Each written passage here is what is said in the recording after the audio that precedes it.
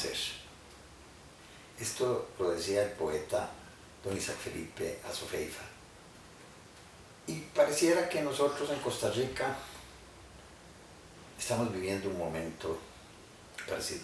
Y no solo en Costa Rica, toda nuestra América Latina, en un mundo en transformación, está viviendo un momento donde lo viejo ya no funciona y lo nuevo todavía está por nacer.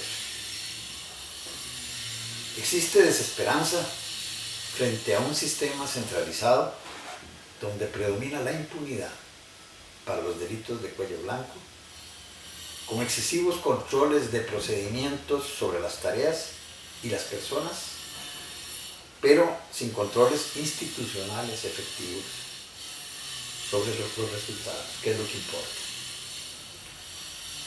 Se ven los problemas de funcionamiento como fallas morales de personas y se buscan salvadores que cambien las cosas, pero no se percibe el sistema que, carente de controles efectivos y con una gran cantidad de autopistas de impunidad, reproduce la corrupción y la ineficiencia. En estas condiciones, remachar en el moralismo, sin enfrentar los problemas del sistema, produce más de lo mismo y agudiza la desesperanza, porque llegan los salvadores y también los salvadores salen atollados del mismo problema. Porque el sistema es el que crea las condiciones. El sistema donde no hay rendición de cuentas reales, donde existe impunidad, es el que reproduce la corrupción. Percibir el sistema y ubicarlo es el primer paso para iniciar la ruptura de los círculos viciosos y la construcción de nuevos círculos virtuosos, cuyos resultados fortalezcan e impulsen el proceso de cambio. La descentralización, sin embargo, no es la pomada canaria que resuelve las cosas, sino va acompañada de un sistema de participación de la comunidad, con controles nacionales y locales. Donde no tenga espacio la impunidad, no rinde frutos. De otra forma se puede convertir en un gobierno de mafias. Es decir, un gobierno, una democracia ficticia, no en algo sustentado en la participación de la gente. Pero la participación de la gente, ¿es esto posible? ¿O se trata de una utopía inalcanzable? Esto, señores, es posible, en tanto que se supere la visión individualista y sobre todo la práctica prevaleciente de ver la gestión pública como algo que desciende de las instancias institucionales, excluyendo la participación de la comunidad. Es decir, tenemos que superar los paradigmas existentes, individualistas, moralistas, y crear una visión nueva. Thomas Kuhn afirmaba que romper un paradigma sería proponer modos de ver las cosas en contra de la forma tradicional y buscar soluciones fuera de lo llamado normal. Para Robbins, la importancia de romper paradigmas o creencias limitantes radica en que estas son como órdenes incuestionables, que nos dicen cómo son las cosas, qué es posible y qué es imposible, y qué podemos hacer y qué no podemos hacer. Los paradigmas vigentes tienen una fuerza inercial sobre la organización de las cosas y de la sociedad. El cambio se abre paso con dificultades, apoyado en las evidencias generadas por los cambios tecnológicos, organizacionales, y tras ellos el surgimiento de una nueva visión teórica sobre la naturaleza de los objetos con los cuales se actúa. Los procesos de ruptura de paradigmas no son lineales, pero transforman la percepción y la acción sobre la realidad. Pueden ser simplemente técnicos o abarcar las formas de organización social, abriendo nuevas perspectivas de acción y resolución de problemas. En la historia de los ejércitos se encuentran muchos ejemplos de cambios técnicos y organizacionales que acabaron cambiando la estrategia y las leyes de la guerra. En el plano de la organización productiva contemporánea, tenemos el paso de la organización artesanal a la manufactura, sucedida por la revolución industrial fordista, que desplazó a su vez a las manufacturas, abaratando costos y precios. Esta última revolución, que se expandió por todo el mundo, fue superada posteriormente, no sin grandes resistencias, por la llamada calidad total. Cada cambio tecnológico u organizacional provoca resistencias. No obstante, los acomodos pueden ser relativamente fáciles de incorporar, en la medida en que no afectan los valores y las relaciones de poder al interior de la organización o en un contexto social mayor. Esto es particularmente importante. Un cambio tecnológico se puede aceptar, pero cuando afecta las relaciones de poder y los valores vigentes, no es tan fácil. Hay mucha resistencia. Cuando los valores que sustentan las relaciones de poder se ven afectados, la resistencia al cambio es mucho mayor, ya que cuestiona la legitimidad de la autoridad y su capacidad de desempeño. Un caso muy sonado de esta resistencia lo fue la innovación hecha por William Deming en los Estados Unidos, llamada calidad total. A pesar de haber demostrado empíricamente en varias industrias de los Estados Unidos que la participación de los trabajadores en la organización y ejecución del trabajo en los departamentos mejoraba el rendimiento y la calidad de los productos, el método era rechazado por chocar con el concepto de boss o jefe ganador, que derivaba su autoridad de su posición sin interferencias. Es decir, los jefes no aceptaban que los departamentos pudieran deliberar sobre su quehacer. Para ellos tenían que cumplir con las órdenes. No fue sino gracias a que el general MacArthur, encargado de la reconstrucción de Japón después de la Segunda Guerra Mundial, que conocía el trabajo de Deming y las dificultades que éste estaba teniendo, lo invitó a llevar su propuesta a la Cámara de Industria de Japón. En este nuevo contexto cultural, más colectivista, se acogió y desarrolló su propuesta, que se transformó y evolucionó, dándole prestigio a la producción japonesa. Calidad y precio de los productos japoneses se impusieron, desplazando, no sin resistencia, a los prejuicios. En este caso, la necesidad de sobrevivir se impuso. La necesidad se impone cuando hace evidente que si no se matizan las transformaciones, no hay alternativas para continuar por el mismo trillado camino.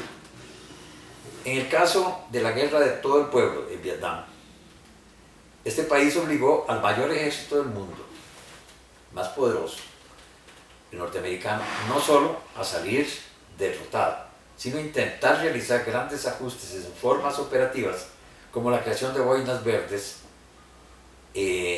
como otra estructura organizacional más participativa, para tratar de adecuarse al final sin éxito a las ofensivas vietnamitas. Aunque el caso de Vietnam tiene gran arraigo en la experiencia histórica de ese país, no es la primera vez que ante la desolación de la guerra o catástrofes como terremotos o inundaciones, las comunidades y pueblos se han autoorganizado para trabajar en conjunto con sus autoridades, obteniendo resultados extraordinarios en un tiempo récord, contrastantes con los de la organización formal institucional. Un caso destacado fue la organización del ejército soviético con las comunidades cuando se produjo la ofensiva nazi sobre su territorio. Sabiendo que no podían detener el avance y que les romperían las comunicaciones, se reunieron los altos mandos y autoridades locales para definir una estrategia común que les permitiera mantener una unidad de acción incluso con las comunicaciones rotas. Más allá del caso de la cultura vietnamita y de estos casos coyunturales, existen experiencias locales y regionales, tanto en el campo de la salud como en los procesos de reforma agraria y desarrollo comunal, con elementos organizativos comunes que denominaremos capacitación masiva y que explica el éxito de estas experiencias. Casos concretos donde se ha gestado un nuevo tipo de organización participativa con un método denominado capacitación masiva. Las formas de organización participativa existen en nuestro medio y región, más allá de las emergencias. Ahí se ha estimulado a una verdadera participación y donde ha existido una conducción técnica y estratégica de respeto y valoración por incorporar a los grupos y comunidades. En estas experiencias, si analizamos su práctica con detenimiento, encontraremos, más allá de los conceptos formales, los sustentos epistemológicos, esto es de cómo se ve la realidad, que lo sustentan y que permiten que las políticas sociales se potencien en una gran simbiosis entre las comunidades y el personal técnico institucional. No se trata solo de un enfoque técnico fácilmente reproducible con entrenamientos, sino de la valoración y percepción del potencial de la gente para resolver sus problemas debidamente organizadas con apoyo técnico. Es decir, o se cree en el potencial de la gente y se actúa de conformidad, potenciando su capacidad, o definitivamente no se tienen éxitos en este campo. En todos los casos, a pesar de ser impulsado formalmente por instituciones dentro de una política pública, existió una resistencia a las estructuras centralistas e instancias de poder clientelista e institucional que limitó sus alcances y ámbitos de desempeño en cuanto al cambio institucional mayor, pero no pudo evitar el surgimiento de una organización autónoma y otra perspectiva de desarrollo cualitativa y cuantitativamente diferente. ¿Cuáles fueron estas diferencias? Veamos. El Hospital Sin Paredes es una de las experiencias más ricas que ha habido y más difíciles de alcanzar, porque el Hospital Sin Paredes es un proyecto de salud comunitaria, un proyecto de salud que exigía al personal médico y a las comunidades enfrentarse a los problemas de salud que tenían.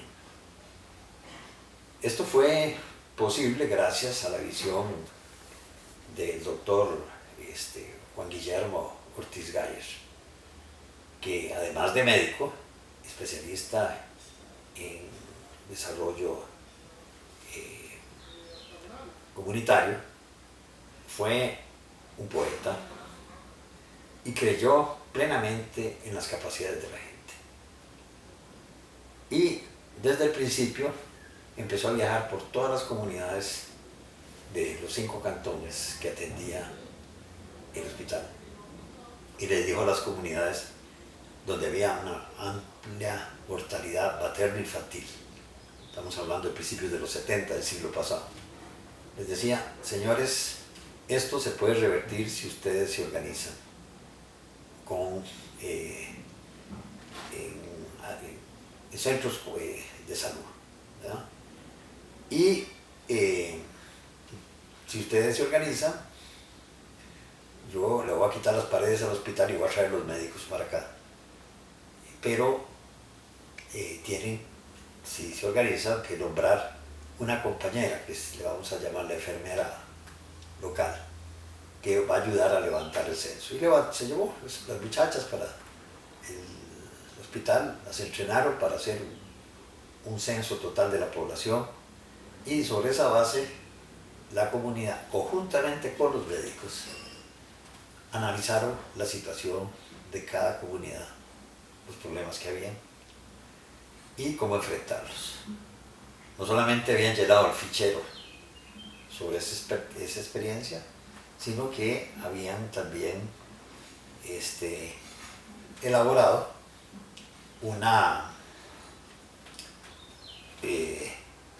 en un mapa que tenían con todas las casas. Ahí ponían alfileres de cabezas de diversos colores según la sintomatología que había en cada una de las comunidades, y sobre esa base los médicos atendían las prioridades. Eso por una parte. Y por otra, al ir detectando los problemas ambientales que determinaban los problemas de salud, por ejemplo, la carencia de agua potable, la carencia de letrinas, entre otras cosas, la falta de buenos caminos que permitieran la comercialización de los productos. Entonces, la comunidad, viendo estos problemas, enfrentaba construía ¿cómo se llama? Letrinas, construía agua potable, ¿verdad? Para abastecer la comunidad, y incluso llegaron a organizarse en cooperativas para mejorar los caminos y para poder vender los productos con mejores precios, ¿verdad? Vean qué interesante. Aquí los médicos, al organizar la comunidad en función de la salud y ver las causas que estaban determinando los problemas de una salud adecuada, los integraron a la comunidad al trabajo sanitario, preventivo de las enfermedades. Ya no era solamente el equipo de médicos del hospital el que estaba trabajando por la salud de la comunidad, sino toda la comunidad, conjuntamente con los médicos, trabajando. Pero no solamente la comunidad se integraba, es que esto cambiaba la visión de los médicos, los acercaba a la realidad de la gente y les permitía entender mejor los problemas de la salud. Ya no eran simplemente problemas de enfermedades, sino problemas para mantener la salud. Miren qué interesante. Ahí se incorpora la comunidad alrededor de su necesidad. Los problemas de salud que ellos tenían eran muy graves. Se incorporan para resolverlos. Se incorporan recogiendo la información para hacer el análisis. El análisis lo hacen colectivamente, comunidad con médicos, y hacen un plan de trabajo conjunto, donde la comunidad se encarga de ciertas tareas, los médicos se encargan de otras, y de esta forma, veamos así, pues, la comunidad integrada, la comunidad participando en el diagnóstico, participando en el proyecto y participando en la evaluación, lograron traerse abajo todas las tasas de mortalidad materno-infantil, pero aceleradamente. Tan es así que la Organización Panamericana de la Salud primero, y posteriormente la Organización Mundial de la Salud, premiaron y dieron difusión a esta experiencia como una experiencia piloto, una experiencia exitosa a nivel mundial. Experiencia que incidió en el cambio de política de la Organización Mundial de la Salud en Alma Ata en 1978. Pero entonces veamos así, ¿qué pasó ahí? Hubo participación de la gente en todas las fases. Sí, hay una organización que vota a la gente, que es autónoma de ellos, con apoyo técnico de los médicos, pero que es autónoma de ellos, ¿verdad? Esta organización hace un plan de trabajo y lo ejecuta conjuntamente con el equipo de médicos. Y eso es lo que produce el resultado. El resultado que incluso provoca, en el caso de Costa Rica, un cambio en la ley de salud en el año 90, si no me equivoco, donde se decreta que la participación debe ser algo inherente en todo lo que es el desarrollo de salud comunitaria. Perfecto. Hasta ahí todo muy bien, todo funcionó. Pero, ¿qué pasó posteriormente? Posteriormente se institucionalizó el sistema de puestos de salud en forma de VAIS, manejados por las instituciones, donde se sustituyó en gran medida a las comunidades por los auxiliares de proyectos, los ATAP, ¿verdad? Auxiliares técnicos de proyectos comunitarios, no recuerdo el nombre ahora. Y la comunidad dejó de ser la protagonista de este evento. Y los médicos tampoco entraron en simbiosis con la comunidad. Se logró algo muy importante, la desconcentración de la salud que antes estaba en los hospitales. Se pasó a las comunidades, eso es un gran logro, indudable. Pero se desperdició la posibilidad de seguir trabajando con las comunidades. Bueno, Algo parecido sucedió con los procesos de reforma agraria en la década de los 70, cuando hubo una gran conmoción en la región por los problemas agrarios. Conmoción que se agudizó con la modernización de las plantaciones bananeras, que introdujeron tecnología y maquinaria, reduciendo considerablemente la cantidad de empleados en su planilla. Plantaciones que tenían 6.000 trabajadores pasaban a tener 2.500 o 3.000, porque metían no solamente máquinas y tractores, sino también aviones de fumigación que eliminaban a los pericos, que eran los fumigadores manuales. Se llamaban pericos porque, como fumigaban con un líquido en base a cobre, se ponían verdes, ¿verdad? Bueno, esos miles de trabajadores fueron lanzados para afuera, en Costa Rica, en Honduras y en otros países de la región, agudizando el problema de la, digamos, de la falta de tierras para colonizar, ya el fin de las tierras libres, y creando conflictos agrarios muy fuertes, porque al despedir las bananeras, estas personas no solamente les cesaban el trabajo, sino que era gente que trabajaba directamente en casas que ellos recibían de las compañías bananeras. Entonces, cuando los despedían, no solamente perdían el trabajo, sino que perdían las viviendas y tenían que retirarse. Bueno, eso fue creando una situación muy angustiante y violenta, especialmente en Honduras. Costa Rica también, que empezó a ponerse caliente la cosa, en un momento en que empezaban a surgir cada vez más focos guerrilleros en el continente, y empezó a ponerse la cosa muy difícil. Bueno, los campesinos invadieron, hubo posibilidad en este contexto de que tuvieran las tierras, porque era preferible eso a que se armaran guerrillas, ¿verdad? Y se hicieron empresas de autogestión campesina. En el caso de Honduras fueron 1.064 empresas capacitadas, ¿verdad?, de las cuales todavía hoy sobrevive una buena cantidad. Ondupalma y Coapalma son dos ejemplos de este proceso. Aquí en Costa Rica también se dio un proceso de reforma agraria y otras cooperativas de producción, ¿verdad? En total, unas 70.000 hectáreas de tierra se distribuyeron en ese entonces. Y generaron, además de traer paz social, generaron riqueza en amplias regiones del país, ¿verdad? Las luchas agrarias de los años 70 produjeron grandes resultados, pero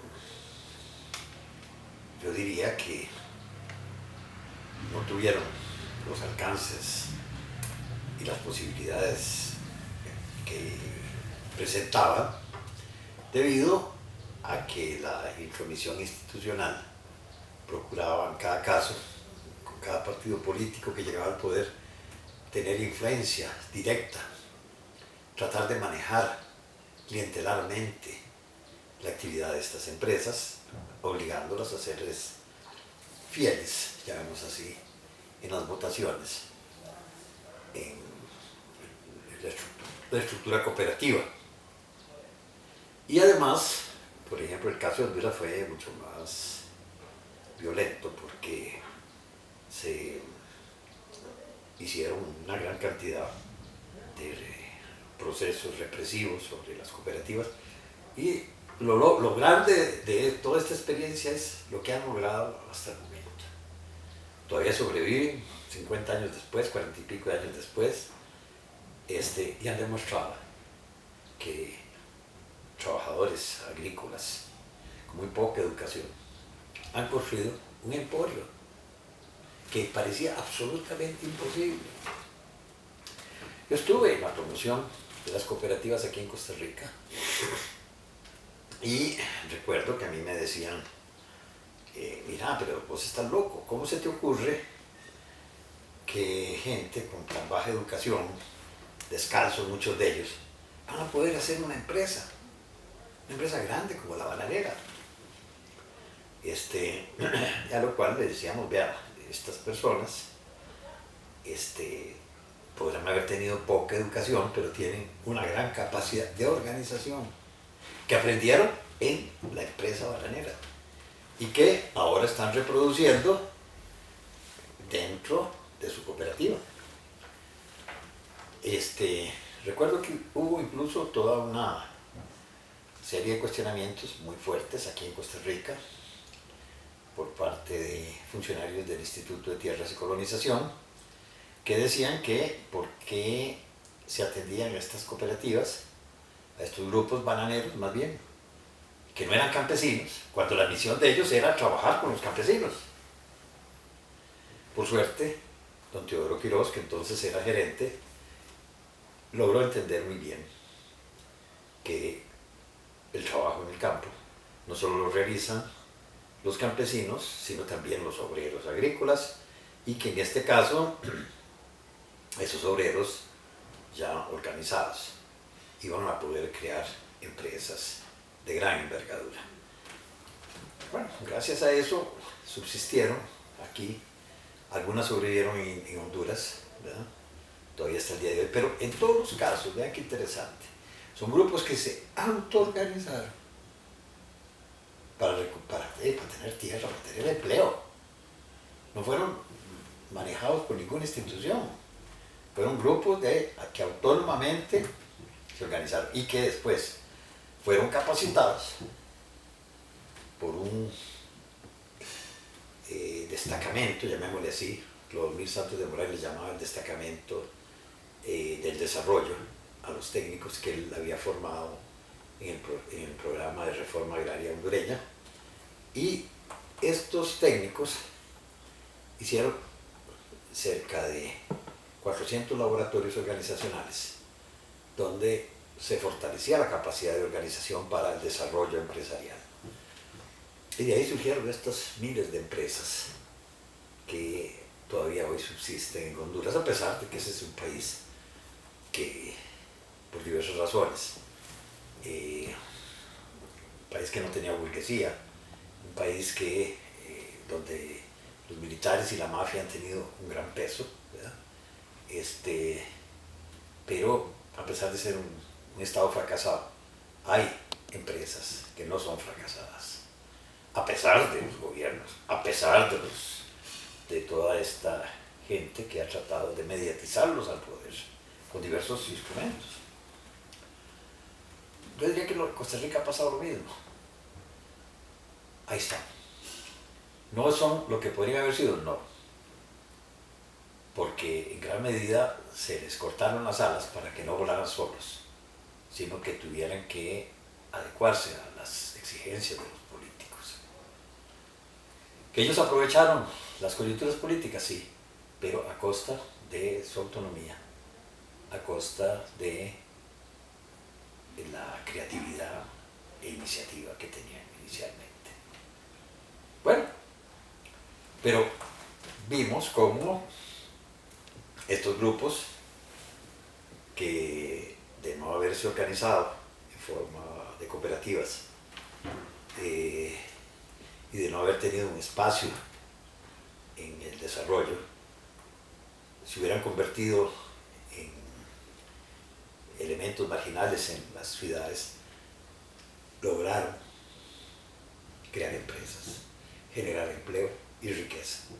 Y sus hijos hoy ya son señores que algunos de ellos estudiaron, por ejemplo en el caso de Copresilencio, de ahí salieron abogados, ingenieros, profesionales de diverso tipo, porque las cooperativas se preocuparon por eso desde el principio. Y sus nietos son parte de la inteligencia nacional.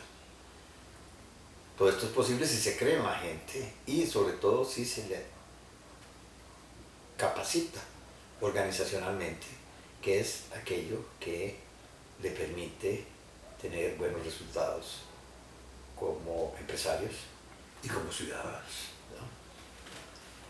Bueno, esta situación agraria fue retomada posteriormente, más que la situación agraria, esta metodología de capacitación que se usó en los 70, 80, fue retomada posteriormente por la Universidad Nacional en los principios de la década de los 2000. Y ahí se hizo un primer proyecto piloto en el área de Nosara en el año 2003. Un piloto para el desarrollo, que se montó un laboratorio para el desarrollo comunal en una región de pobreza, en un distrito de pobreza. Y fue muy interesante, no solo porque en los laboratorios la gente tiene que organizarse para resolver sus problemas. Esa es la tarea que tienen. Y ese es el aprendizaje fundamental que adquieren.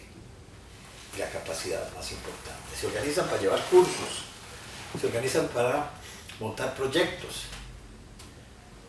pero se organizan. Y aunque el proyecto de hoy no sea el mejor para mañana, ya aprendieron a hacer proyectos.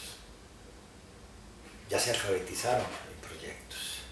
Y además se reunieron como comunidad para buscar soluciones comunes a sus problemas.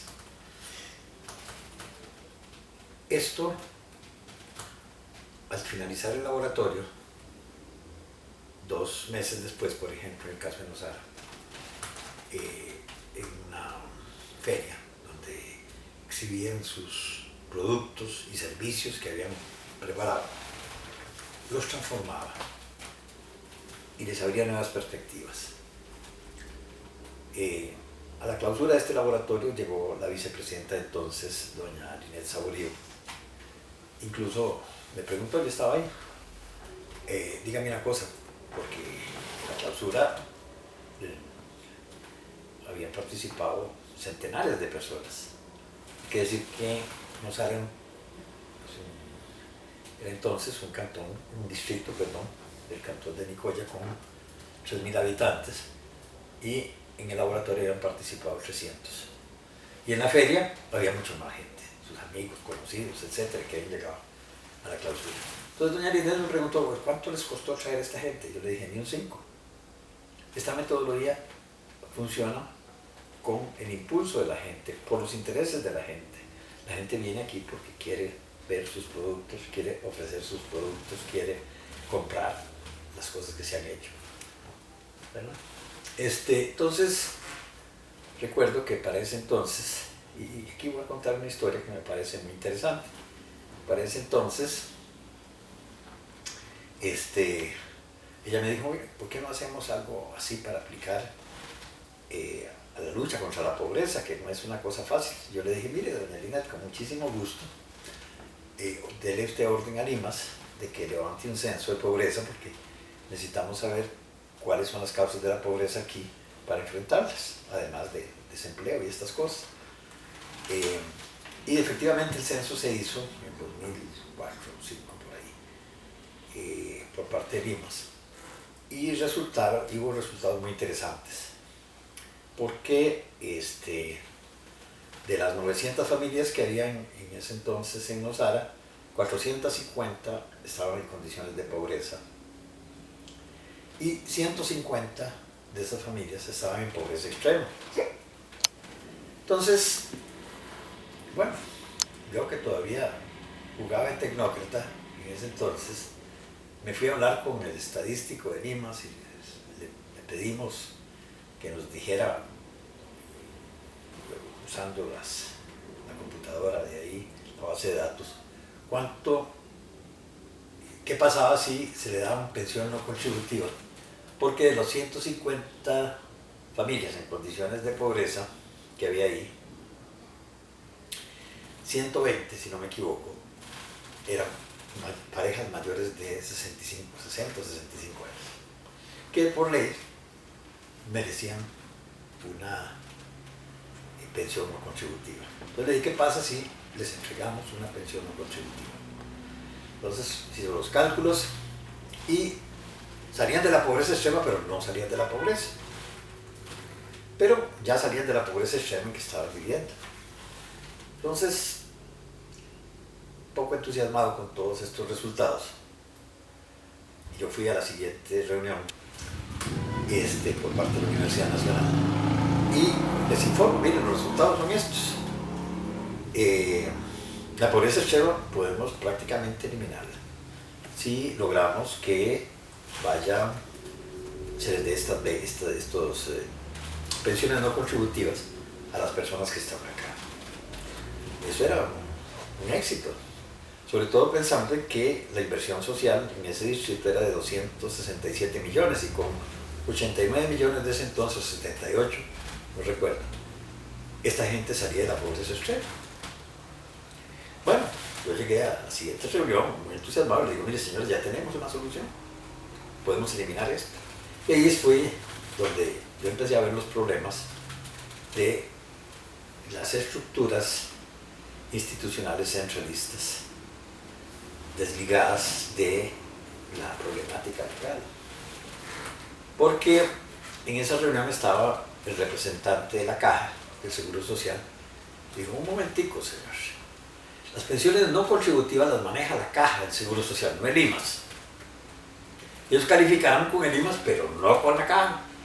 Díganles que vayan a la oficina del IMAS, de la Caja, que por cierto estaba en Punta Arenas, a muchos kilómetros de ahí, para que les hagan el estudio.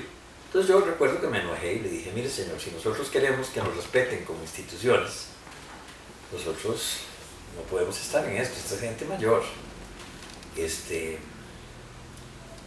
Pídale usted a su gente que vayan a hacer los estudios. Y fueron a hacer los estudios y de las 120 personas que había calificado el IMAS, ellos solo aceptaron 15. Y cuando me pongo a indagar por qué, resulta que posiblemente desde el piso 16 del edificio de la Caja sacaban cálculos, eran muy raros. Porque las personas que tenían más de 500 metros de propiedad, o sea que es un minifundio en el campo, un minifundio donde hay un par de viejos metiendo semillas de maíz para comer, ¿verdad? Y tal vez teniendo unas gallinas. Bueno, a esto, que es un minifundio, y todo el mundo que conoce de cosas agrarias sabe que el minifundio no da para la sobrevivencia, sobre todo cuando los dueños son viejos. Bueno, esta gente consideraba que como tenían más de 500 metros de propiedad, eran ricos y no eran sujetos de una pensión no contributiva. Y así los descalificaban. Es decir, desde la torre de la Caja decían, no, los que tienen más de 500 metros no pasan. Bueno, ahí empezó Cristo a padecer, pero seguimos viendo. ¿Qué pasaba? Que las becas que se daban para que los estudiantes pobres continuaran estudiando, que las daban, se le pasaban al Ministerio de Educación por parte del organismo que otorgaba los créditos para las becas, donaba las becas. El Ministerio de Educación de San José las mandaba a Liberia, a Nicoya, y al llegar a Nicoya se las pasaba a la gente de Nosara. Pero aparentemente ya se había perdido el sentido de esa beca.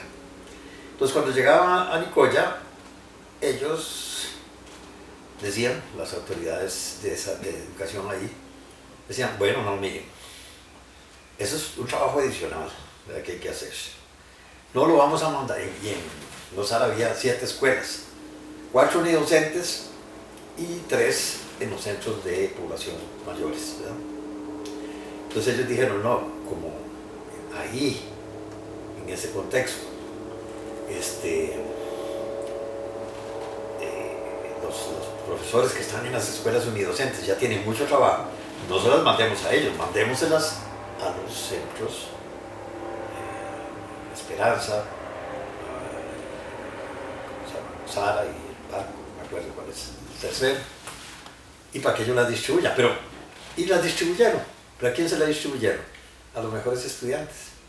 Es decir, había salido un dinero para dárselo a los más pobres para que continuaran estudiando, pero entre pasar de San José a Liberia, a Nicoya, y llegar a La Zuela, se había transformado en una beca por buenos resultados de estudiantes. Entonces, 60% de los niños que habían recibido beca no eran pobres. Vean ustedes problemas de la estructura centralizada, cuando no hay una integración alrededor de las necesidades de las comunidades, ¿verdad? La caja, por un lado, tomando decisiones desde la torre en la Avenida Segunda, que nada que ver con las necesidades locales. Y incluso los recursos de otras instituciones se concentraban en La Esperanza, que era el pueblito más organizado, pero no necesariamente el que más necesitaba, pero bueno. O sea, la estructura centralizada era un obstáculo grande. Y además, la importancia de cómo se veían los programas de promoción, no como asistencia, sino como promoción y desarrollo, pensando en la capacidad de la gente. Fue por eso que, eso fue interesante, porque todos estos datos se publicaron en su momento, y incluso se destacaron en una editorial en el Interno de la Nación, en varias páginas en su momento, cómo las instituciones mismas entorpecen el desarrollo de la política social, ¿verdad? Entonces, claro, esto se publicó y se dijo, y todo el mundo, sí, pero no hicieron nada para transformar la estructura institucional central. Por su parte, a través de la universidad, siguiendo la experiencia que había tenido Clodomir en Honduras, nosotros insistimos en formar un proyecto ya masivo, si ya no un proyecto piloto como el que habíamos hecho en Inosara, sino un proyecto que abarcara toda una región. Y logramos que este proyecto se interesara por este proyecto, en primer lugar, Habdeba, que hizo el financiamiento y lo mandó a la Contraloría, pero la Contraloría, como lo había mandado como para pagar honorarios, una cosa rarísima, la Contraloría lo desechó. Bueno, yo traté de hablar con el responsable de la Contraloría para explicarle las cosas, pero no hubo manera.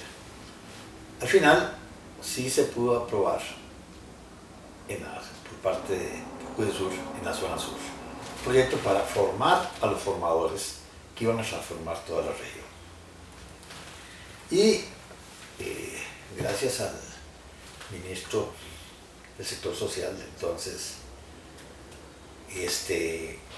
se hizo un equipo de instituciones para darle seguimiento y cobijo, que él conocía la experiencia que habíamos hecho nosotros con las cooperativas en los años 70, que él había sido compañero de mi hermano Alberto, cuando estudiaba medicina, y conocía de cerca la experiencia de las cooperativas. Entonces él propuso y montó un comité interinstitucional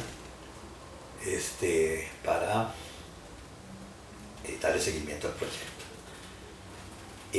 Bueno, ahí estaba, además de las instituciones como el IMAS y ¿cómo se llama? El INA, estaba también Judesur, estaba también el Movimiento Cooperativo, CONACOP, CERCOP, ¿verdad? Infocop, ¿verdad? Pero si bien se pudo poner en marcha la formación de los formadores y se tuvo un buen éxito en ese campo, ya a la hora de aprovechar la capacidad de estos formadores para barrer la región y desarrollar la capacidad organizativa de toda la región, las cosas empezaron a ponerse difíciles, porque lo que se acordaba en San José no era lo que se hacía en la zona, y el seguimiento desde San José de una experiencia de estas no era posible. con éxito. Así es que se fue reduciendo los alcances de los 50 promotores que hemos formado con una gran calidad humana y técnica, ¿verdad? Solo 10 o 12 pudieron trabajar un tiempo con el escaso financiamiento disponible, pero a pesar de la adversidad y a pesar de que con el cambio de gobierno este proyecto pasó a tener menos relevancia, aún así se pudieron hacer no solamente 12 laboratorios, sino también 3 o 4 seminarios de área económica, de las cuales hay resultados que se expresan en una película, en un video de 30 minutos hecho por el Canal 13 y la Universidad Nacional, que se llama Senderos de Esperanza, donde se puede apreciar la calidad del trabajo realizado en las personas que participaron. Se puede apreciar. Entonces, eso fue una pequeña parte de todo lo que se había propuesto, de todo lo que el proyecto tenía que hacer, pero fue lo que fue posible y dio resultados. A pesar de que con los cambios de ministros, por ejemplo, hubo cambios en el Ministerio de Trabajo que eliminaron, por ejemplo, varios seminarios de área económica que eran un factor clave para la integración de los emprendedores con los productores locales, con las cámaras de comercio y las autoridades locales, ¿verdad? Y un elemento de articulación económica con la vida social y política. Bueno, todo esto nos permite decir, contra las evidencias, porque de esto existen evaluaciones, ¿verdad? Y existen materiales visuales donde se puede apreciar lo hecho. En otras palabras, lo que quiero decir es que es posible hacer las cosas siempre y cuando se tenga una visión como personas. Desde luego que en la población pobre del país hay personas que no tienen fuerzas o salud suficiente para edad, por razones de edad, que ya no pueden incorporarse a la producción y que necesitan asistencia. Eso está claro. Pero hay otra parte que se ha sido desplazada por razones económicas, que no tuvo oportunidades de capacitarse y formarse, entre otros por la reducción de los presupuestos educativos en los años 80 y el tener que abandonar las aulas. Y estas personas que no pudieron concluir su formación básica requieren capacitación. Requieren capacitación para desenvolverse en la vida. Pero una capacitación acorde con las necesidades que tiene la comunidad, la vocación y las posibilidades que establece la zona. No puede ser una capacitación estándar basificada, como la que ha dado el INA hasta el momento. No porque no haya el INA hecho en ese nivel trabajos muy valiosos, sino porque establece normas de exigencia estandarizadas para todo el país. Entonces, si bien, por ejemplo, para ciertas especialidades está bien que pidan por lo menos un año, pidan bachillerato, al llegar a zonas donde la gente que ha podido estudiar es muy poca y pedir estos requisitos, y prácticamente excluyen a toda la población de sus cursos. Y además son cursos que dan en instalaciones que ellos han construido, pues con buena tecnología y todo, pero instalaciones que quedan a veces a mucha distancia y con problemas de comunicación muy serios. Entonces, la gente que ya tiene hijos, tiene familias, tiene obligaciones, no puede asistir a esto, no tiene nivel educativo, no lo aceptan, y tampoco puede meterse de lleno en una actividad cuando tiene que trabajar para alimentar a su familia. Entonces, la capacitación tiene que adecuarse a las posibilidades locales y pensar que hay niveles intermedios que son aquellos que permiten que la persona, por una parte, aprenda algunas tecnologías y conocimientos técnicos, pero también aprenda a organizarse, aprenda a montar proyectos, aprenda a interactuar con la comunidad productiva organizada de la zona. Esto es lo que hacían los laboratorios en el campo. Por ejemplo, habían cursos de mecánica con esta gente que Lina rechazaba, al cual llegaban las personas, se inscribían, y un mecánico local que había presentado un plan de estudio bueno, les daba el curso. ¿Haciendo qué? Desarmando y rearmando un motor, enseñándole los componentes del sistema. Después de ese curso, los que participaban en el curso no eran mecánicos, pero ya podían tener un lenguaje común con los mecánicos, podían ser asistentes mecánicos y podían haberse iniciado ya en un trabajo profesional, ¿verdad? O haber descubierto su vocación, sus capacidades en determinados campos. Pero para eso hay que estar en el terreno. Hoy en día China es una gran potencia. Después de la revolución, que había una gran pobreza, inició la revolución en salud con los llamados médicos descalzos, que eran curanderos tradicionales, que era lo que tenían y con lo que podían hacer cosas. Evidentemente, nuestro capital humano debe formarse de acuerdo a las necesidades de las regiones, pensando en mantener un equilibrio del tejido social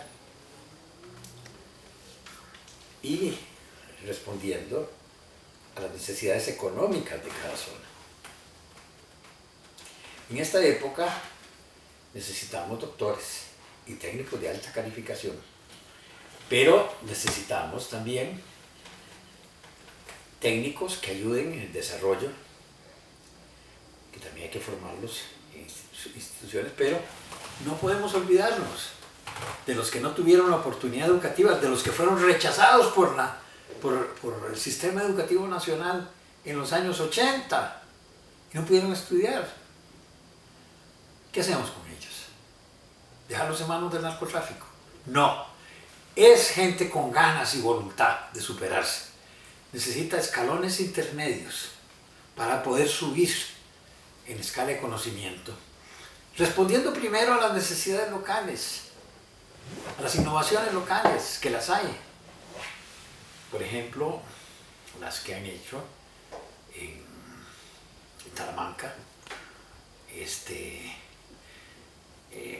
la APTA, Asociación de Pequeños Productores de Talamanca, que es el mayor clúster que tiene Costa Rica, integrado por indígenas y no indígenas, donde se han integrado los saberes culturales y logrado éxitos que la tecnología tradicional no puede hacer, como por ejemplo la vacuna contra la monilia, esa enfermedad terrible que ha desgastado el cacao costarricense, la monilia.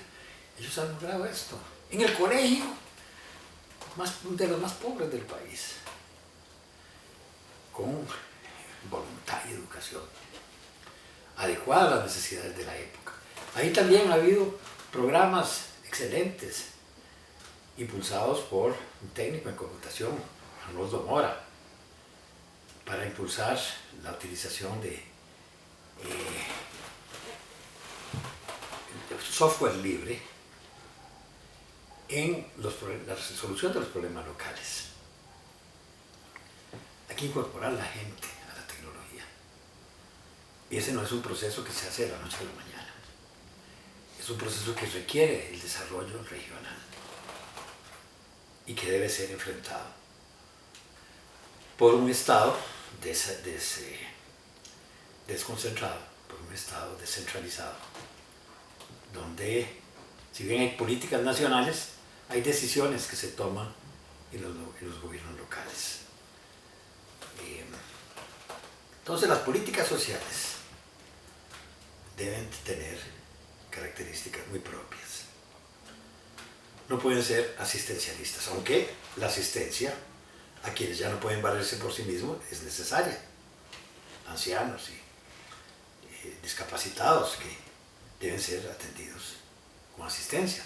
Pero no se puede pretender dar asistencia y supervisar como si fueran niños a las personas que son mayores de edad, que están en pleno uso de sus capacidades.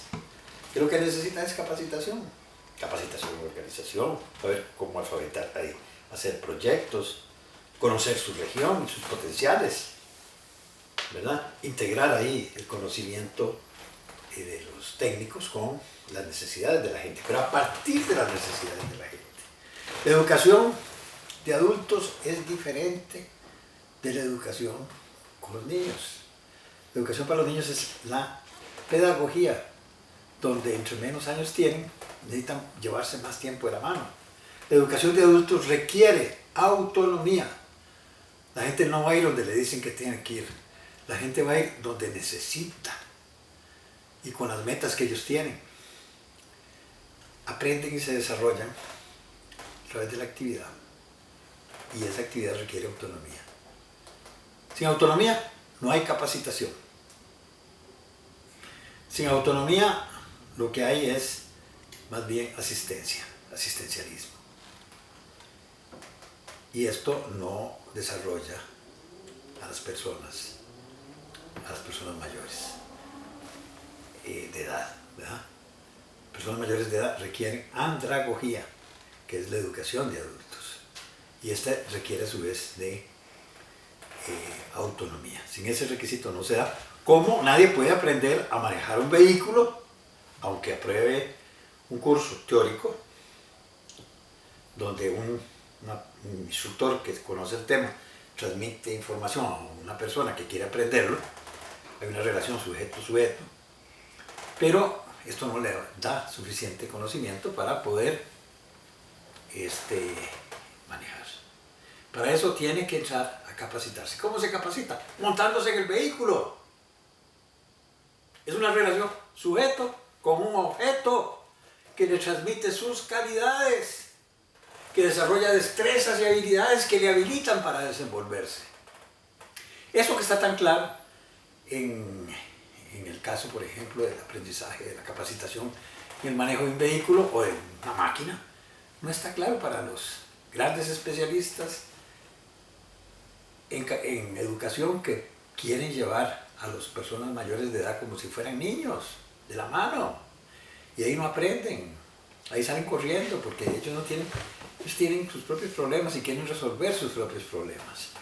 No lo que les diga un burócrata, qué es lo que tiene que hacer y cómo tiene que hacerlo. Entonces, la capacitación de masas empieza por creer en la gente. Y creer que pueden crecer en la medida en que se organizan y en la medida en que reciben los insumos, los servicios que ameritan como tales. Construir esto no es sencillo, yo lo sé.